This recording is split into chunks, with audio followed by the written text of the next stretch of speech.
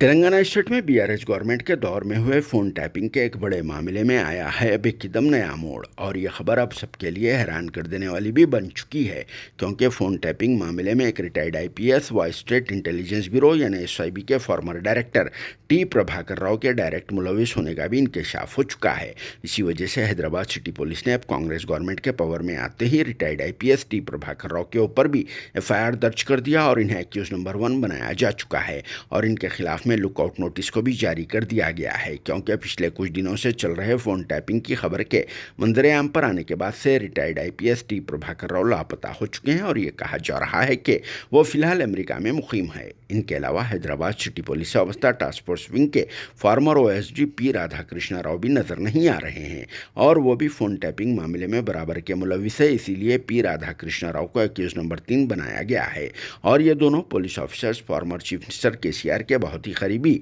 व भरोसेमंद आदमियों में से होते हैं। जबकि फ़ोन टैपिंग के मामले में फॉर्मर डीएसपी डी प्रणीत कुमार अलियास प्रणीत राव को पहले ही गिरफ्तार करके सस्पेंड कर दिया गया, जिसे फ़ोन टैपिंग मामले में एक्यूज नंबर 2 बनाया गया। और फिर पुलिस कस्टडी में फॉर्मर डीएसपी प्रणीत राव के कन्फेशनल स्टेटमेंट के बाद ही इस सनसनीखेज खबर का मुकम्मल तौर पर खुलासा हुआ और इसके बयान पर ही भूपालपल्ली से वाबस्ता एडिशनल एसपी एन भुजंगराव और additional DCP city security wing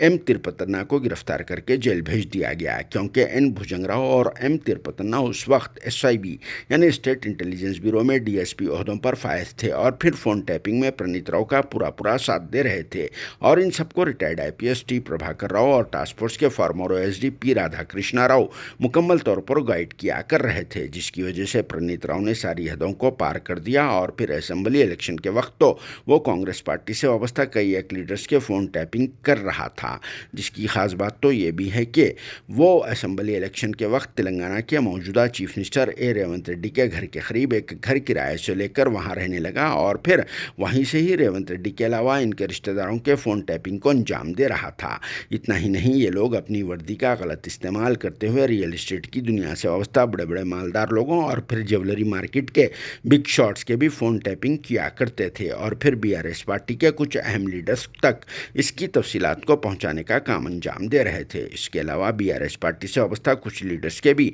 phone tapping किए जा चुके हैं। प्रणीत राव इस काम को अंजाम देने के बाद से फरार हो गया था और वो सिरसिल्ला के अलावा विकाराबाद के जंगलों में रूपोश हो गया था, मगर पुलिस ने भी इसे गिरफ्तार करने में कामयाबी हासिल कर ली। लेकिन इसने पहले ही तकरीबन डिजिटल प्रूफ्स को बिल्कुलिया तौर पर डिस्ट्रॉय कर दिया और तकरीबन 12 हार्ड डिस्कों को तोड़कर मूसा नदी में फेंक दिया था और कुछ डॉक्यूमेंट्स को तो जला दिया गया,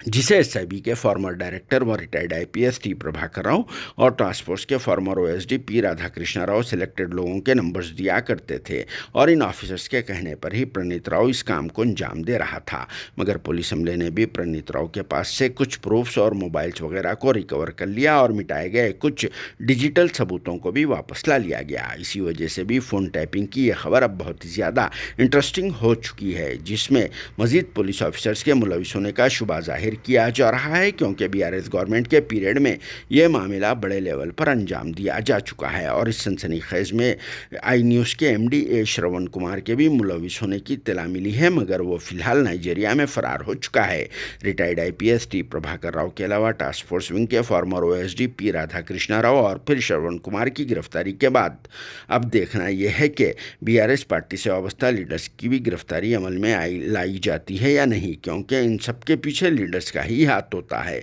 जिस पर आप सबका क्या कहना है कमेंट बॉक्स में ज़रूर जवाब देना। हमारा तो ये कहना है कि इस मामले पर एक अच्छी खासी फिल्म तैयार की जा सकती है। अगर राम गोपाल वर्मा तक इस खबर को पहुंचा दिया गया तो शायद वो फिल्म बनाने का भी कुछ सोच सकते हैं, या फिर हैदराबाद की फिल्म इंडस्ट्री वाले भी इस पर वर्कआउट कर सकते हैं, क्योंकि इन पुलिस वालों ने बिल्कुलिया तौर पर फिल्मी अंदाज में अपनी वर्दी का बहुत ही गलत इस्तेमाल करके सारे पुलिस डिपार्टमेंट को बदनाम कर दिया, जिनकी इस शर्मनाक हरकत से अवाम का पुलिस ऑफिसर्स पर भरोसा भी नहीं रहेगा। Bureau report, RS news, Hyderabad.